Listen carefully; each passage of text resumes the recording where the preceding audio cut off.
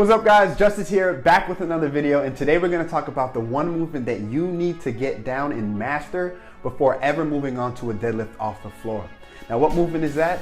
It is the Romanian deadlift, or the RDL.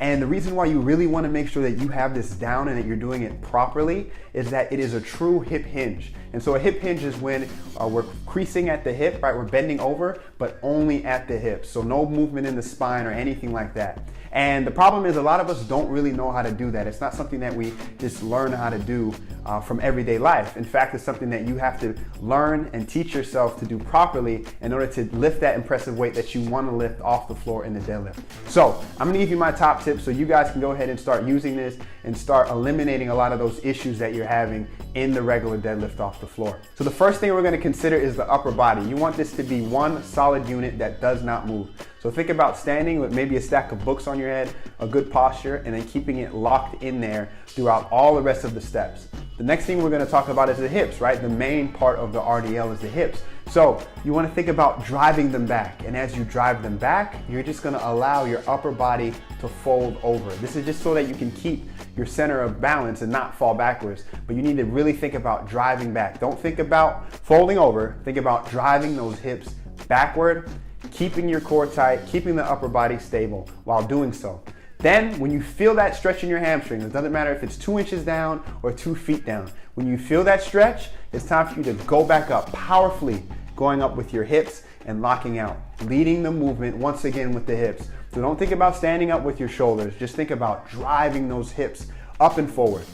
Next is your knees. A lot of people mess up with the RDL and turn it almost into some sort of a squat, or they'll lock the knees out altogether. So we're not doing a stiff leg deadlift. We want a slight bend in the knees, but once you get that slight bend, just lock it in and leave it there until you stand back up, and then get this slight bend once again, lock it in, leave it there, and then push the hips back, powerfully push them forward.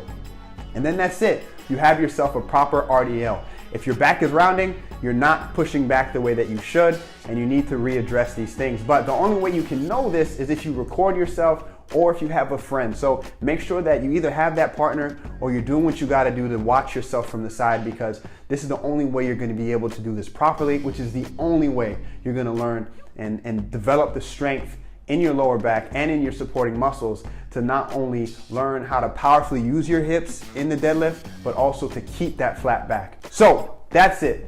Start applying this today. If you're deadlifting right now and you're really unsure about your form, you've been working on it, just simply replace all your regular deadlift sessions with RDLs. Trust me, do that for a few weeks, do them perfectly, and you won't regret it. If you're doing it deadlifting twice a week and you don't feel like completely sacrificing, then swap one of those days with an RDL. You're working the same muscles and you're not gonna lose any strength by stepping away from a deadlift off the floor. You're gonna benefit so much by learning how to do this right. So please do this. I make all my clients learn how to hip hinge properly before doing anything else, because it's that important. If you like this video, please make sure you hit that like button, please.